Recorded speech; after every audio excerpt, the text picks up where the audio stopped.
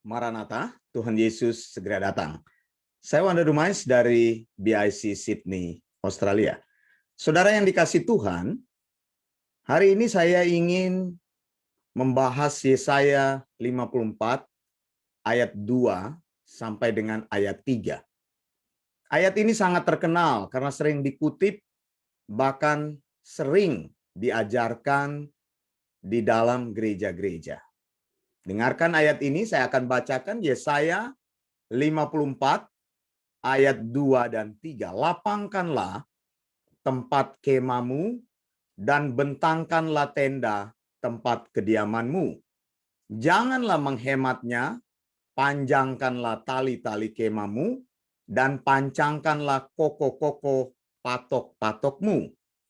Sebab engkau akan mengembang ke kanan dan ke kiri, keturunanmu akan memperoleh tempat bangsa-bangsa dan akan mendiami kota-kota yang sunyi. Saudara yang dikasihi Tuhan, bahkan saya pernah mendengar ayat ini dijadikan sebuah lagu. Ya kan? Lapangkanlah tempat kemahmu, jadikan tempat kediamanmu. Jangan menghemat, panjangkan talinya, dan pancangkanlah koko patokmu. Sebab engkau kan mengembang ke kanan ke kiri, keturunanmu kan memperoleh bangsa-bangsa dan mendiami kota-kota sunyi. Pancangkan, bagaimana? Yang terakhir saya lupa ya. Jadi seperti itu intinya. Tapi saya ingin mengajarkan kepada Anda sound doktrin dari Yesaya 54 ayat 2 dan 3 dengan cara yang berbeda. Bukan seperti yang pernah engkau dengar, yang sudah engkau dengar, yang sering diajarkan oleh para penganut teologi kemakmuran. Kebanyakan yang menafsirkan ayat ini dari kelompok karismatik. Saudara yang dikasih Tuhan, untuk memahami setiap kata dari Alkitab bahasa Ibrani, jadi kita perlu mencari dalam perjanjian lama itu, Alkitab ditulis dalam bahasa Ibrani. Kita perlu memahami seperti apa orang Ibrani berpikir. Saudara yang dikasih Tuhan, kitab Ibrani itu ditulis oleh orang-orang yang berbahasa Ibrani di perjanjian lama itu, di mana bahasanya dan budayanya itu berbeda dari apa yang kita kenal hari-hari ini atau budaya modern. Jadi bahasa mereka itu sangat terkait erat dengan budaya dari orang-orang yang membicarakan bahasa tersebut. Saudara, orang-orang Ibrani ini adalah orang-orang yang nomadik, orang-orang agrarian people, orang-orang yang bertani. Bahasa mereka itu sangat terkait erat dengan budaya dan gaya hidup mereka. Jadi waktu kita membaca Alkitab, mengartikan Alkitab Perjanjian Lama, budaya kita dan bahasa kita di abad yang ke-20 ini itu berbeda sekali, mempengaruhi kita sehingga kadang-kadang kita mengartikan sesuai dengan pemahaman kita. Itu sebabnya saya mengajarkan bahasa Ibrani. Mengapa? Karena orang ingin, atau maksud saya orang itu bisa didekatkan dengan budaya orang Ibrani. Jadi mengerti cara berpikir orang Ibrani. Saudara tidak perlu berpikir, oh kalau mau mengetahui Alkitab apa itu bahasa Ibrani, oh saya harus belajar. Banyak orang bisa membeli Strong Dictionary, Strong Concordance. Mereka belajar bahasanya, lalu mereka membaca, mereka temukan definisinya, lalu mereka move on. Mereka pikir sudah selesai. Saudara, tidak begitu, saudara. Memang banyak alat-alat yang membantu kita. Ada kamus, ada dictionary. Yang paling top itu adalah Strong Concordance. Saya sudah belajar waktu saya duduk di sekolah teologi pada tingkat yang pertama. Menggunakan, sampai saat ini kita menggunakan hal tersebut. Tapi saudara, tidak cukup kalau engkau mengetahui budaya orang Ibrani. Engkau mengetahui bahasanya terconnected dengan budayanya. Engkau akan mudah menafsirkan Alkitab. Makanya di Eleos Theological School kami mengajarkan juga Jewish literasi dan juga kami mengajarkan Hebrew. Dengan apa? Tujuannya supaya Anda terkoneksi dengan budaya dari orang-orang Ibrani, dari orang-orang Yahudi, sehingga Anda mengetahui bagaimana caranya mereka mengartikan ayat-ayat tersebut. Nah, pagi ini atau hari ini saya ingin membawa saudara untuk memahami Yesaya 54 ayat 2 dan 3. Saya bacakan lagi. Lapangkanlah tempat kemahmu dan bentangkanlah tenda tempat kediamanmu. Janganlah menghematnya. Panjangkanlah tali-tali kemahmu dan pancangkanlah koko-koko patok-patokmu. Sebab engkau akan mengembang ke kanan dan ke kiri. Keturunanmu akan memperoleh tempat bangsa-bangsa dan akan mendiami kota-kota yang sunyi. Bagaimana caranya menafsirkan ayat ini? Saudara yang dikasihi Tuhan, untuk menafsirkan ayat ini kita perlu mengetahui dulu bahwa orang-orang Yahudi sebelum mereka menjadi orang Yahudi, pada waktu kebudayaan pertama yang kita tahu mereka hidup di sekitar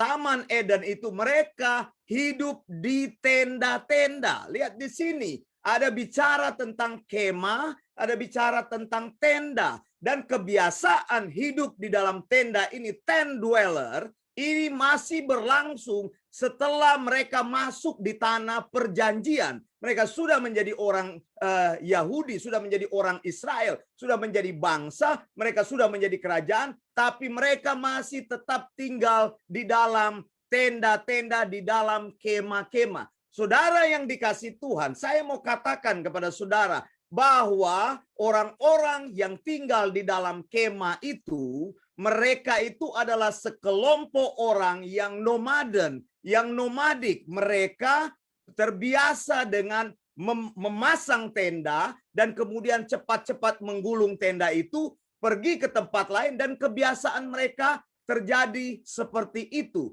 Nah, yang mau saya katakan di sini, setiap kita membaca dari Alkitab Perjanjian Lama, kita harus mengkoneksikan apa yang terjadi pada waktu itu. Makanya kita perlu belajar budaya dan kebiasaan orang Israel atau orang-orang di dalam Perjanjian Lama. Saudara yang dikasihi Tuhan, tenda itu adalah rumah mereka. Kemah itu adalah rumah mereka. Kalau kita di abad ke-20 ini bicara tentang rumah, dan kita bicara tentang rumah kita yang permanen, kita bicara tentang rumah kita yang besar, maka orang-orang di Perjanjian Lama itu, atau yang masih hidup di dalam tenda, katakanlah kelompok Beduin yang sampai hari ini mereka masih menjadi tent dweller, mereka tidak akan mengerti gaya bahasa kita, mereka tidak akan mengerti apa yang dimaksud dengan rumah. Bagi orang-orang Perjanjian Lama, rumah mereka itu adalah kemah, rumah mereka itu adalah tenda. Nah, saya mau katakan kepada saudara bahwa di tempat itulah semua aktivitas mereka dijalankan. Di tenda itu mereka mematok tanah di sekitar tempat kediaman mereka itu sebagai area di mana area itu adalah tempat di mana mereka beraktivitas. Jadi saudara, tenda yang didirikan itu terdiri dari 3 apartemen atau 4 apartemen. Apartemen yang pertama atau tempat tenda yang pertama adalah tenda laki-laki, atau di situ adalah entrance-nya, atau di situ adalah tempat di mana laki-laki itu menerima tamu, di mana mereka akan melihat kedatangan setiap orang yang datang terlebih dulu. Jadi laki-laki tinggal di depan. Kemudian di tempat yang kedua itu, di tempat yang agak ke belakang, perempuan dan anak-anak tinggal di situ, dipisahkan dengan sebuah tirai. Begitu ya. Jadi percakapan di depan masih bisa didengarkan oleh wanita-wanita yang tinggal di tengah dan anak-anak. Tapi orang-orang yang ada di depan tidak bisa melihat para wanita yang ada di tengah itu karena mereka dilindungi oleh screening, oleh sebuah tirai begitu. Kemudian di belakangnya itu ada tempat tinggal daripada budak-budak mereka, pekerja mereka, atau orang-orang yang menjaga cattle mereka, menjaga ternak mereka. Dan ternak mereka akan ada juga di belakang sama-sama. Jadi itulah kondisi dari kehidupan budaya orang pada waktu itu. Hidup di tenda, hidup di kemah, jadi terpisah dari beberapa pemisahan. Laki-laki, kemudian perempuan dan anak-anak, kemudian pelayan-pelayan mereka, pekerja mereka di belakang bersama dengan hewan-hewan mereka. Dan seperti itulah setting yang terjadi. Nah, saudara, apabila ada salah satu anak yang menikah atau membentuk keluarga yang baru, maka mereka tidak akan pindah ke kompleks lain. Ini jarang sekali terjadi. Mereka akan tetap tinggal di satu kompleks yang sama. Makanya apa yang dikatakan Yesaya ini akan terjadi. Katakan apa? Dikatakan apa? Engkau akan mengembang ke kanan dan ke kiri. Setelah punya keturunan, maka keturunan yang sama ini akan mengembangkan tendanya itu di area yang sama.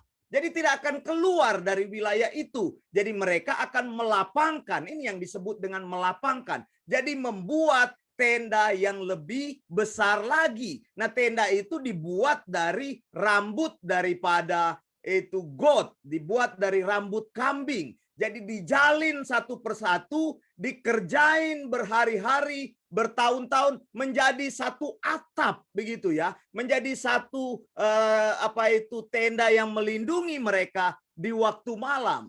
Jadi apabila ada keluarga yang menikah, maka tenda itu akan diperlebar di kompleks itu. Jadi keluarga yang menikah itu tidak pernah keluar dari lingkungan tersebut. Nah, lingkungan tersebut adalah lingkungan yang mereka katakan rumah ayahku, rumah orang tuaku. Nah, saudara yang dikasih Tuhan, kalau mereka keluar dari situ, maka mereka akan keluar dari rumah orang tuanya atau rumah daripada ayahnya. Seperti itulah konsep orang tinggal di kemah. Konsep orang tinggal di tenda. Jadi dunia yang mereka tahu hanyalah dunia di sekitar tempat tenda itu. Makanya mereka akan berkata bahwa di dunia ini mereka hanyalah pengembara. Ketika mereka keluar dari rumah atau tenda daripada ayahnya, mereka katakan mereka mengembara. Nah, saya mau contohkan kepada saudara di dalam Ibrani 9, ya, Ibrani 11 ayat yang ke-9. Lihat di sini saya bacakan. Karena iman ia diam di tanah yang dijanjikan itu seolah-olah di suatu tanah asing, dan di situ ia tinggal di kemah dengan Ishak dan Yakub yang turut menjadi ahli waris yang satu itu. Nah, saudara lihat di sini di dalam ayat yang ke-9 dikatakan bahwa Ibrani 11 ayat yang ke-9 bahwa mereka tinggal seolah-olah di tanah yang asing. Mengapa di tanah yang asing? Karena mereka keluar dari tenda atau kemah ayahnya. Tadi makanya saya katakan bahwa tenda atau kemah itu merupakan dunia yang mereka tahu. Keturunan mereka ada di situ, papa mama mereka tinggal di kompleks itu, kemudian seluruh sejarah hidup mereka ada di kompleks itu. Apabila mereka keluar dari kompleks itu, maka mereka katakan mereka berada di tanah yang asing.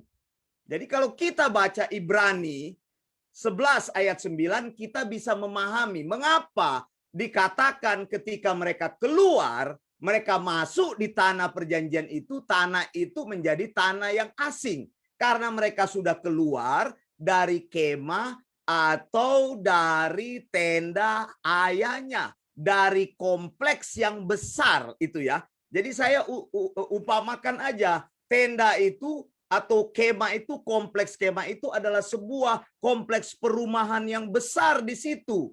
Jadi papanya tinggal di kompleks itu, mamanya tinggal di kompleks itu, ada kakeknya tinggal di situ bersama neneknya kalau masih hidup. Kemudian semua keturunan ada di kompleks itu. Itulah dunia mereka, saudara. Nah, lihat di sini ayat yang ke 13, Ibrani 9 ayat 13 saya bacakan. Dalam iman mereka semua ini telah mati sebagai orang-orang yang tidak memperoleh apa yang dijanjikan itu, tapi hanya melihat dari jauh, melambai-lambaikan kepadanya, dan yang mengakui bahwa mereka adalah orang asing dan pendatang di bumi ini. Jadi sekarang kita mengerti apa yang dimaksud dengan orang asing di bumi ini. Ketika mereka keluar dari rumah kediaman ayahnya, maka tempat di mana mereka pergi itu menjadi tempat yang asing. Mereka menjadi stranger, mereka menjadi pendatang di muka bumi ini. Ini kan sama sebenarnya arti rohaninya dengan kita. Kita ini cuma pendatang di muka bumi ini karena rumah kita ada bersama dengan Bapa di sorga. Begitu, ketika kita keluar, kita berada di tempat yang terpisah dengan Bapa kita, maka tempat itu akan menjadi tempat yang asing. Makanya dikatakan pendatang. Ini memberikan kepada kita juga sebuah arti yang baru, pengenalan bahwa memang semua yang kita miliki di dunia ini itu hanya pinjaman begitu. Karena kita hanya pendatang, kita hanya sekedar menumpang, kita hanya sekedar sebagai orang asing ke tempat kita sendiri, rumah kita sendiri ada di kompleks perumahan bersama dengan Bapa. Ini contohnya, saya mau kasih ke aplikasi yang rohani. Makanya saudara, ketika Yesaya katakan Yesaya 54 ayat 2 dan 3 lapangkan tempat kemahmu, itu akan terjadi apabila ada penambahan keluarga baru. Saudara yang dikasih Tuhan, keluarga baru itu juga membangun tenda. Mereka tidak membangun tenda yang baru, tapi mereka itu menggunakan apa yang sudah ada di dalam keseharian mereka. Jadi wanita-wanita selama berhari-hari, bertahun-tahun mereka menjalin itu kulit itu atau rambut daripada kambing itu menjadi sebuah terpal yang besar, dan terpal itu akan digunakan nanti untuk memperbaiki, kebanyakan atapnya yang lebih gampang rusak karena kenakan matahari dan kena hujan. Nanti itu diganti, lalu kain yang baru itu akan dipakai, yang kain yang sudah lama maksudnya akan dipakai untuk mengembangkan tenda yang baru. Jadi maksudnya itu, lapangkan tempat kediamanmu itu, kemahmu itu ketika keluargamu sudah bertambah banyak. Ketika ada kebutuhan untuk itu, maka akan membangun tempat yang lebih besar karena tempatnya sudah tidak muat lagi. Ini berbeda dengan konsep yang sekarang kan. Sekarang ini orang katakan kalau kita mau dapat ikan yang banyak, kita harus mempunyai perahu yang besar. Jadi orang berlomba-lomba bikin gedung, jemaatnya nggak ada begitu. Sewa gedung yang besar, jemaatnya nggak ada gitu. Jadi kebutuhan mereka habis di dalam kebutuhan membangun. Coba lihat gereja-gereja model sekarang. Karena terpengaruh dengan teologi kemakmuran. Katanya kita mau mengembang, kita mau jadi besar. Kalau untuk jadi besar kita harus beriman. Kita harus buat gereja yang besar. Saya melihat di desa-desa orang bangun gereja yang besar. Kemudian mereka terseok-seok mencari dana sana sini, minta-minta sana sini, memelas sana sini, kita perlu uang untuk bangun gereja. Saya tanya jemaatnya berapa? Nggak ada jemaatnya di situ. Mereka bilang ini kan langkah iman. Kalau sudah ada gereja, maka orang akan datang. Makanya ketika orang bangun gereja, dia mati-matian mempertahankan gereja itu. Kalau boleh sesudah dia mati harus keluarganya yang meneruskan karena dia sudah mati-matian cari uang. Ini kan konsep yang salah. Tadi yang saya katakan, kelompok-kelompok teologi kemakmuran mengajar otak kita terbalik karena berpikir dengan konsep tahun atau abad ke-20, 21. Padahal konsep di dalam orang-orang Ibrani adalah kemah. Kamu akan melapangkan kemahmu ketika ada keluarga yang baru membentuk keluarga, anakmu baru menikah, mereka ada di kompleks ini, dibesarkan tenda itu. Mereka tinggal di kompleks itu. Kemudian kan dikatakan mengembang ke kanan dan ke kiri karena sudah banyak. Nanti ternaknya jadi banyak, belakangnya ditambah begitu. Jadi tidak membentuk satu komunitas yang lain. Mereka tidak keluar dari rumah bapaknya itu. Kalau mereka keluar, mereka katakan tempat yang asing. Saya menjadi pendatang. Saya hanya melambai dari jauh. Lihat di dalam Ibrani 11. Iman mereka katakan mereka melambai dari jauh. Tidak masalah mereka tidak masuk ke situ. Mengapa? Karena mereka tahu ketika jauh dari rumah Bapa, maka mereka menjadi orang asing di tanah itu. Bisa pahami apa yang saya sampaikan di sini? Jadi hati-hati mengajarkan, menafsirkan Alkitab Perjanjian Lama. Engkau perlu mengenal budaya dan cara orang Israel berpikir. Engkau perlu mengenal apa yang terkoneksi dalam budaya mereka. Ini bukan katakan membuat tempat yang besar-besar begitu. Sehingga kita kan selalu kemewahan yang kita tonjolkan. Kalau kita punya mobil yang bagus, kita tonjolkan sebagai berkat Tuhan. Kalau kita punya jemaat yang banyak, kita tonjolkan itu sebagai berkat Tuhan. Jadi orang yang diberkati, successful families begitu kan. Makanya ada yang namakan successful Bethanist families, itu keluarga. Itu menurut saya konsep yang salah sekali. Gitu. Jadi orang berpikir dia sukses di situ, dia kaya di situ, tidak sakit-sakit, tidak mati-mati bahkan, begitu kan? Itu konsep yang salah. Bukan itu yang Alkitab bicarakan. Melapangkan tenda itu, kemah itu ketika ada kebutuhan untuk itu. Apakah engkau sudah melakukan hal yang Tuhan inginkan sehingga Tuhan tambahkan sehingga engkau bisa melapangkan? Jadi jangan terpengaruh dengan gaya hidup seperti itu. Sehingga banyak orang sekarang pendeta-pendeta mau jadi yang namanya pastor market. Karena lihat itu pendeta-pendeta gayanya itu borjuis. Jam tangannya mahal, bajunya mahal, kacamatanya mahal, mobilnya mahal. Sehingga kita turut-turut dalam konsep itu. Untuk jadi orang yang mahal kita perlu jemaat kita banyak. Supaya jemaat banyak buka gereja yang besar. Bangun gereja yang besar, kosong, berhutang begitu, cari dana, minta-minta sana sini. Saudara, konsep ini ditawarkan oleh teologi kemakmuran. Kamu akan berkembang ke kanan, ke kiri, menjadi besar kamu. Karena itu kamu harus menyediakan wadah yang besar. Bukan itu yang dibicarakan di dalam Yesaya. Yesaya mengatakan dalam konsep tent dweller. Ketika orang-orang Yahudi itu mereka tinggal di tenda. Sampai di tanah perjanjian orang Yahudi tidak meninggalkan kehidupan di tenda itu. Begitu. Karena kehidupan tenda itu telah mengajarkan mereka bagaimana mereka hidup bersama dengan keluarganya, bagaimana pemeliharaan Allah terjadi di padang gurun. Mereka bongkar tenda, mereka tanam tenda, bongkar tenda, tanam tenda. Itu menunjukkan bagaimana kehidupan mereka terkoneksi di situ. Jadi istilah melapangkan itu bukan memancing berkat yang besar akan datang gitu. Kamu kalau berkat yang besar datang, kamu harus menyediakan tempat yang lebih besar lagi. Ini pancingan dalam dunia ekonomi, ya kan? Menanam sedikit, menginvest sedikit supaya nanti hasilnya dapat berlipat-lipat kali ganda. Makanya selalu temanya apa? Tuayan berlipat-lipat kali ganda. Masuk lebih dalam lagi, apalagi yang increasing, tahun pelipat gandaan, ya kan? Konsepnya semua di kepala itu adalah konsep uang, konsep di kepala itu kemakmuran, konsep ekonomi. Tidak pernah mengajar orang untuk mengerti firman Tuhan. Begitu. Jadi mereka katakan ini tahun pelipat gandaan, ini tahun Yobel, doa Yabes, gitu kan? Mengucapkan doa Yabes. Apa itu doa Yabes? Didoakan kiranya engkau memberkati aku berlimpah-limpah, memperluas daerahku, iya kan? Ngomongnya begitu kan, memperluas daerahku. Kiranya engkau melindungi aku dari penyakit dan malapetaka.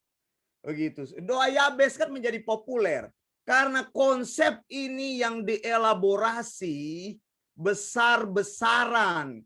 Begitu. Jadi tahun pelipat gandaan, tahun mujizat, tahun berkat.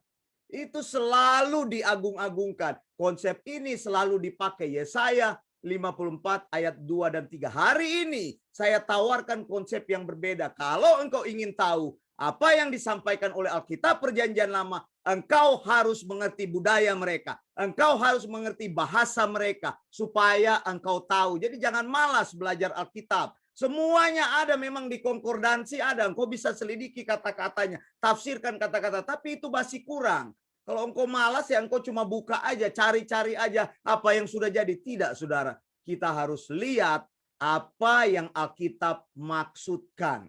Sehingga kita mengerti tadi di dalam Ibrani katakan kita ini cuma pendatang di muka bumi ini. Amin, saudara.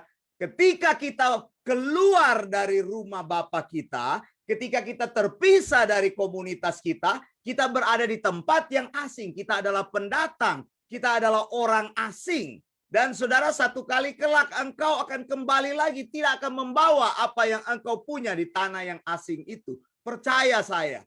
Kenapa? Karena itulah Tuhan menempatkan kita supaya pikiran kita tidak dipengaruhi di tanah yang asing. Bukan di situ tempat kita. Tetapi tempat kita adalah bersama-sama di dalam komunitas Bapa. Tinggal bersama-sama di kompleks perumahan Bapa. Itu maksudnya.